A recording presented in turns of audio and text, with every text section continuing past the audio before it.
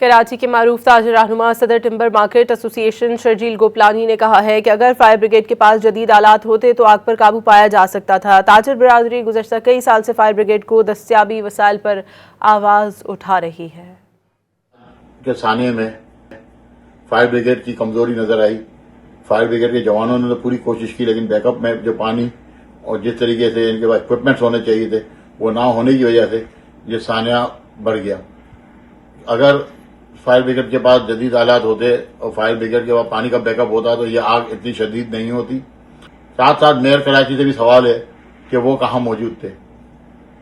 खुदारा हजारों अरब रुपए आप टैक्स लेते हैं हमसे, कम से कम जीने का हक तो दें, हमें मरने के लिए तो ना छोड़ें। और मैं अब वजीर आला सिंध, वजीर आला पाकिस्तान से रिक्वेस्ट करूंगा कि 1200 ताजिर जो इस वक्त जिनका नुकसान हुआ है इसका फौरी तौर पर अदाला किया जाए। कराची के मारूफ ताजर रहनुमा सदर timber market association Sharjeel Gopalani ने कहा है कि अगर फायर ब्रिगेड के पास जदीद आलात होते तो आग पर काबू पाया जा सकता था। ताजर बरादरी गुज़श्ता कई साल से फायर ब्रिगेड को दस्तियाबी वसाइल पर आवाज़ उठा रही है।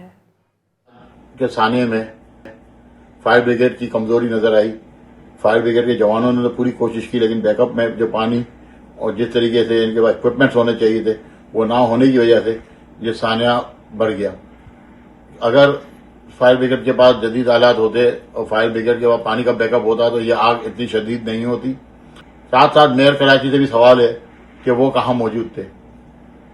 खुदारा हजारों अरब रुपए आप टैक्स लेते हैं हमसे, कम से कम जीने का हक तो दें, हमें मरने के लिए तो ना छोड़ें। और मैं अब वजीर आला सिंध, वजीर आला पाकिस्तान से रिक्वेस्ट करूंगा कि 1200 ताजिर जो इस वक्त जिनका नुकसान हुआ है इसका फौरी तौर पर अदाला किया जाए।